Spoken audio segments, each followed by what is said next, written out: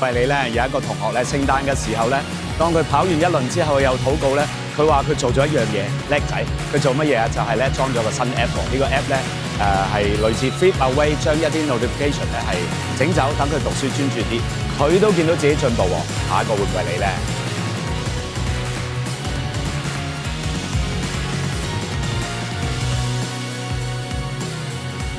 主要我哋今日咧係先為到我哋嘅學生咧，青少年或者呢一個 generation， 其實我呢個 generation 開始到20幾30歲呢一代裏邊咧，係生活喺手機嘅年代，無論係 iPhone、Android phone 都係網絡手機嘅年代。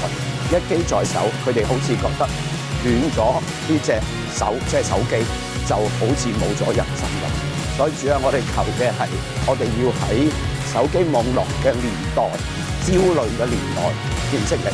主要我哋求你咧，俾佢睇到，不停去碌，無論嗰個係 IG， 無論嗰個係其他嘅 social media， 又或者係令佢沉溺嘅任何嘅嘢，包括一啲色情嘅嘢都好，包括一啲遊戲又好。包括可能係不停睇佢哋中意睇嘅嘢都好，主要任何嘅沉溺，如果花嘅時間係超越你期望嘅，主要我哋知道咧，呢個我哋偏離咗你嘅旨意。如果嗰啲係最明顯嘅，我哋要悔改。主要如果嗰啲係學習嘅，係一定有益身心嘅社交，我哋知道呢個係你喜悅嘅。主要我哋求嘅係。最重要嘅係，你叫我哋喺網絡時代裏邊，喺手機年代裏邊咧，去認識你。我哋要揾得到嘅資訊，無論係透過網絡、透過 social media， 係要揾到你點同我哋説話，而唔係睇人哋嘅生活點開心、唔開心，跟住我唔夠佢好。呢耶穌我哋特別。為着我哋每一個呢一代，要同自己 reconnect 禱告。我哋所謂嘅自己 reconnect 係同神，你要賜俾我哋美好嘅未來。最少我講上10年。主，我哋對青少年嘅10年之後，佢啱啱可能讀完大學或者出嚟做嘢，對已經20零歲嘅10年之後，佢可能成家立室，但係主啊，我哋嘅求嘅係林後2章9節，神為愛佢嘅人所預備嘅係眼睛未曾看過，耳朵未曾聽過，人心都未諗過，但係你藉住聖靈，你會話俾我哋知，所以我哋要藉住禱告嚟尋找你。呢個就係 Run to Jesus 嘅第一個原因。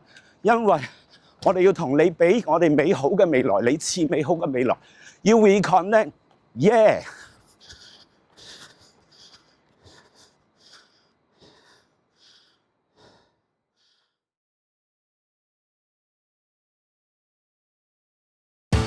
主啊，而家咧係特別，我哋為到家長禱告。好多家長無論係咩宗教信仰，其實都擔心子女即係沉迷上網、沉迷手機，或者甚至喺手機裏邊遇到唔好嘅人，即係未必咁專注學習。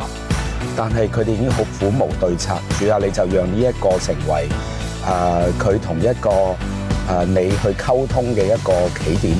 因為好多家長都未必肯定、明白、相信你係存在，但係主啊，我哋點知道你係真實嘅咧？我哋就由禱告開始。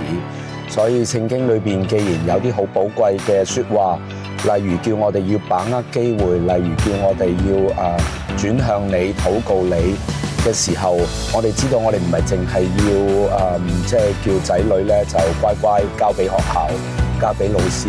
我哋做家長嘅都要為佢哋守望禱告。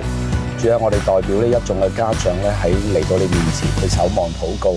呢個禱告係首先咧係求你赦免，因為連我哋自己工作攰，我哋都係選擇用不停上網睇唔同嘅嘢嘅方法無論係煲劇，無論係睇唔同嘅嘢，去kill 我哋嘅 time， 因為返工嘅壓力真係好大，因為人生都好沉悶。但係主要我哋知道咧，其實我哋有更加好嘅未來可以值得期待，而呢個期待咧就係你係會將更加好嘅透過禱告賜俾每一個憑信心去禱告，為佢嘅仔女禱告，為佢嘅家人朋友禱告嘅代禱者嘅父母。所以主啊，我哋而家就憑信心度嚟到你面前，求你俾家長都有智慧。我有個少少感動嘅就係條片裏邊講嘅係2000蚊。主啊，我哋即係恨不得俾用2000蚊俾我哋嘅仔女去做呢樣做嗰樣，去幫助佢嘅學習，幫助佢嘅成長。